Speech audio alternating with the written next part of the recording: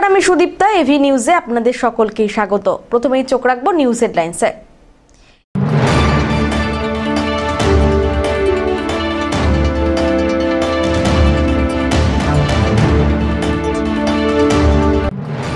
আজ ভাইফোঁটা, জমের দুয়ারে কাঁটা দিয়ে পালিত হলো ভাইফোঁটা উৎসব।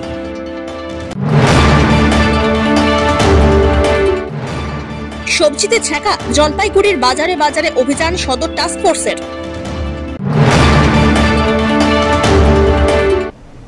এবার আসছে বিস্তারিত সংবাদে। জমের দুয়ারে কাঁটা দিয়ে পালিত হলো ভাইফোঁটা উৎসব। ভাই বোনের সম্পর্ক পৃথিবীর সর্বশ্রেষ্ঠ সম্পর্ক, আর ভ্রাতৃ দ্বিতীয়াতে ঘরে ঘরে পালিত হচ্ছে ভাইফোঁটা। ভাইফোঁটার কারণে জলপাইগুড়িতে সকাল থেকে বিভিন্ন মিষ্টির দোকানে ভিড় লক্ষ্য করা যায়। ভাইয়ের মঙ্গল ও দীর্ঘায়ু কামনায় ফোঁটা দেয় বোনেরা। পশ্চিম ভারতে এই ভাইফোঁটা উৎসব ভাইদুজ নামেও পরিচিত। অন্যদিকে পাহাড়ি দার্জিলিং অঞ্চলে এই ভাইফোঁটা ভাইটিকা হিসেবে পালন করা হয়। বাঙালির কাছে এই উৎসব স্নেহের ভাইয়ের মঙ্গল কামনায় পালন করা হয়, আর সেই মতোই এদিনও রাজ্যের সব জায়গার পাশাপাশি জলপাইগুড়িতেও নিষ্ঠার সঙ্গে পালিত হলো ভাইফোঁটা।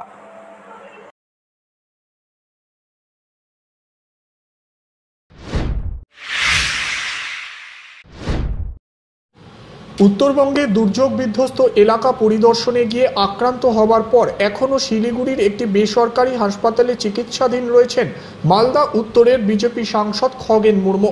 বৃহস্পতিবার সকালে হাসপাতালে গিয়ে তাকে ভাইফোঁটা দিলেন ইংরেজ বাজারের বিজেপি বিধায়ক শ্রীরূপা মিত্র চৌধুরী।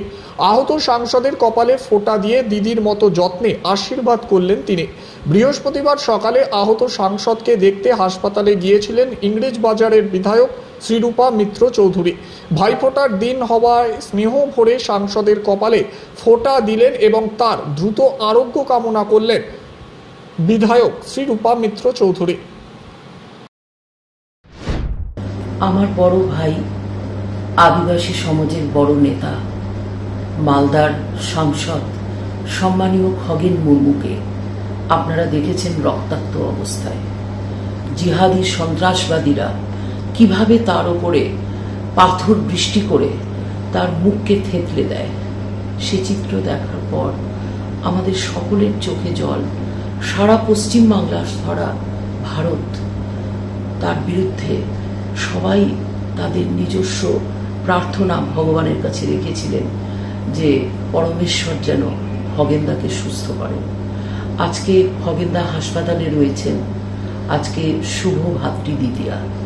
এই ভাতৃ দ্বিতীয়াতে প্রতি বছর আমি সম্মানীয় দাদাকে শ্রদ্ধা জানাই এবং ভালোবাসা জানাই, সেই সঙ্গে তাকে আমি ভাইফোঁটা দিই।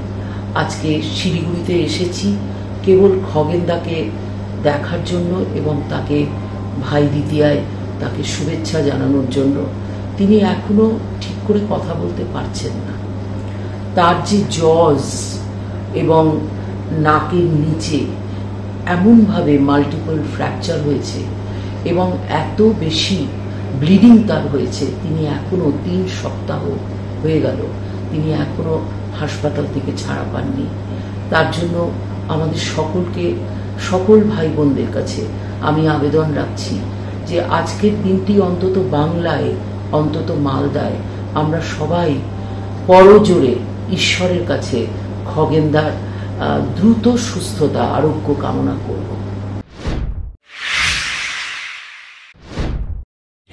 সবজিতে ছ্যাঁকা, জলপাইগুড়ির বাজারে বাজারে অভিযান সদর টাস্ক ফোর্সের। সদর বিডিও মিহির কর্মকারের নেতৃত্বে জলপাইগুড়ির বাঁধের বাজার, বয়েলখানা, ইন্দিরা কলোনি বাজার সহ একাধিক বাজারে অভিযান চালালো টাস্ক ফোর্স। ছিলেন কৃষি ও কৃষি বিপণন দপ্তরের আধিকারিকরা। গত কয়েকদিন ধরেই জলপাইগুড়িতে অগ্নিমূল্য সবজির বাজার। বন্যার কারণে এমনিতেই যোগান কম সবজির, তার ওপর কতিপয় পাইকার এই সুযোগকে পুরোপুরি কাজে লাগাচ্ছে বলে অভিযোগ। আর সেই অভিযোগ খতিয়ে দেখতেই ভাইফোঁটার সকাল থেকেই বাজারে বাজারে অভিযান চালালেন বিডিও। ব্যবসায়ীদের সতর্ক করার পাশাপাশি সাধারণ ক্রেতাদেরও আশ্বস্ত করেন তারা। যাতে এই উৎসবের মরশুমে যেহেতু মানুষ বাজারঘাটে বেশি আসে, বেশি জিনিসপত্র ক্রয় করে বাড়ির জন্য, তো যেহেতু উৎসবের মরশুম, যাতে কাউকে বেশি দাম দিয়ে জিনিস না কিনতে হয় এবং সঠিক দামে যাতে বাজারে জিনিসপত্র পাওয়া যায়, তার জন্য আমরা এডিএ সাহেব, আমাদের এগ্রি মার্কেটিং দপ্তরের একজন অফিসার এবং ব্লক প্রশাসন হিসেবে আমি এনারা বিভিন্ন মার্কেটে ঘুরছি যাতে সঠিকভাবে লোকে কেনাবেচা করতে পারে, দোকানদাররাও যেন সঠিক দাম পায় এবং খরিদ্দাররাও যাতে আমাদের জনসাধারণও যাতে সঠিক দামে জিনিসপত্র কোথাও পেলেন এরকম কোনো কিছু? না, আমরা তো জিজ্ঞাসাবাদ করেছি, যেখানে যেখানে আমরা ছোটোখাটো প্রবলেম দেখেছি সেগুলো আমরা সাবধান করে দিয়েছি। আমাদের লোকও বিভিন্ন জায়গায় ঘুরছে, আমাদের আরও টিম ঘুরছে।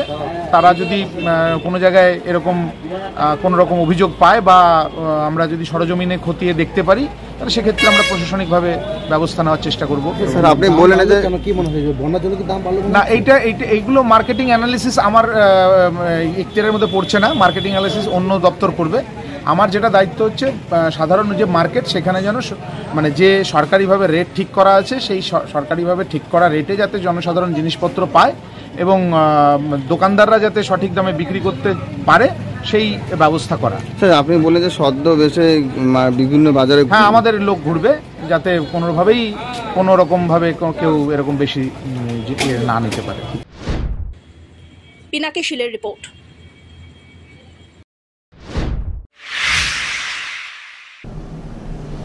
নিয়ে নিচ্ছে ছোট্ট একটি বিরতি, ফিরে আসছি বিরতির পর, সঙ্গে থাকুন।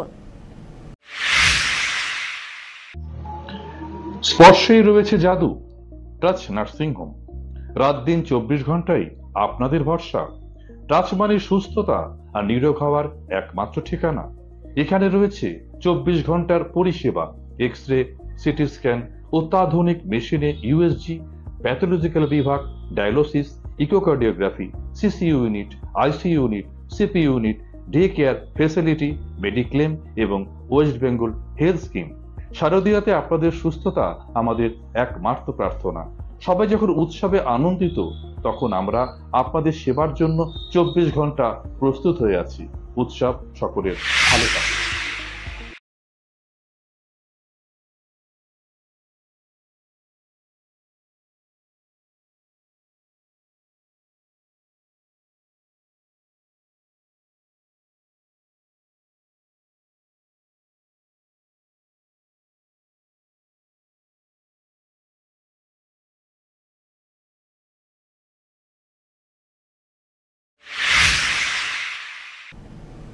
ফিরে এলাম বিরতির পর।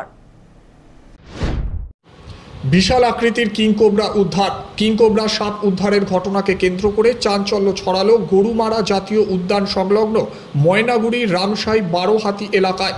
প্রায় 15 ফুট লম্বা সাপটিকে ঘুরতে দেখে আতঙ্ক ছড়িয়ে পড়ে। পরে বন ও পরিবেশ কর্মীরা গিয়ে সাপটিকে উদ্ধার করে পুনরায় গরুমারা জঙ্গলে ছেড়ে দেন। উল্লেখ্য, গত 5 অক্টোবর ভয়াবহ বন্যার পর এখনো পর্যন্ত উদ্ধার হয়েছে একাধিক বন্যপ্রাণ, তার মধ্যে বেশিরভাগই সাপ। এদিন পুনরায় কোবরা উদ্ধার হওয়ায় স্থানীয়দের মধ্যে ছড়িয়েছে আতঙ্ক। আজকে আমাদের এখানে সকালবেলা থেকে একটা বড় বিশাল আকারে কিংকোবরা সাপ ঘুরে বেড়াচ্ছিল। সেখানে আমরা বন দপ্তরকে ফোন করার পর ওখান থেকে ময়নাগুড়ি পিপিএস আর রামশাই ফরেস্ট ডিপার্টমেন্ট থেকে যৌথভাবে সাপটাকে উদ্ধার করা হলো। সেই সাপটা বিশাল আকার, এইরকম সাপ আমরা আগে কখনো দেখিনি এত বড়। রামশাই 12 হাতি জীবন চক্রবর্তীর বাড়িতে অনেক উঠানে এরা কিংকোবরা সাপ ঢুকে যায়। তারপরে এখান থেকে রামশাই মোবাইল স্পটকে খবর দেওয়া হয়। রামশাই মোবাইল স্পট থেকে আমাদের কাছে খবর আসে, আমরা যাই সেই ঘটনাস্থলে গিয়ে। রামশাই মোবাইল স্পট ততক্ষণে সেই সাপটিকে অবজারভেশনে রাখে এবং পাবলিক যাতে ভিতরে না ঢুকে তার পাবলিককে সাবধান করে। আমরা গিয়ে আমাদের টিম নিয়ে সেই সাপটিকে উদ্ধার করি। এটা অনুমানিক 14 ফিটের উপরেই হবে। হ্যাঁ, এটা কিংকোবরা, তবে সাপটি একদম খুবই সুস্থ আছে, যার জন্য এসের কাছে গরুমারা জঙ্গলে ছেড়ে দেওয়া হবে। পিনাকি শীলের রিপোর্ট।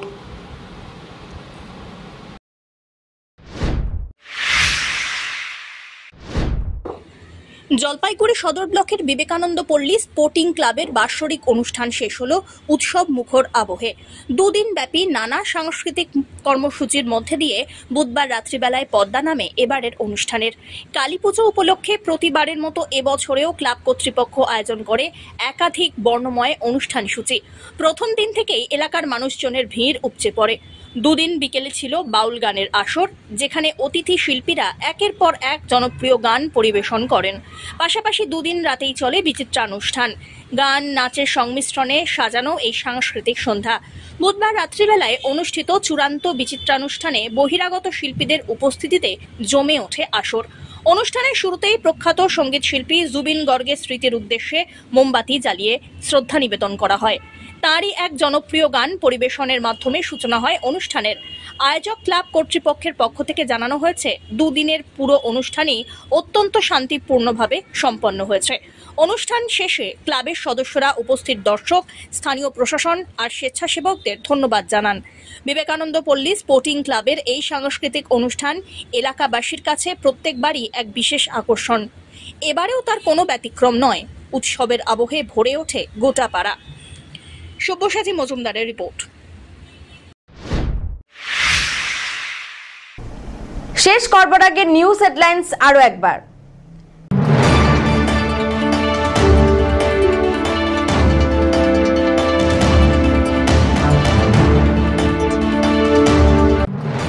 আজ ভাইফোঁটা, জমের দুয়ারে কাঁটা দিয়ে পালিত হলো ভাইফোঁটা উৎসব।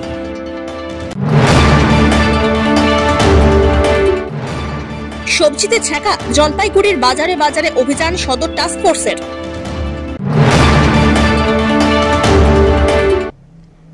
এখনকার মতন এভি নিউজ এ পর্যন্তই। পরবর্তীতে আসছি আরো সংবাদ নিয়ে। দেখতে থাকুন আমার ভিশন। নমস্কার।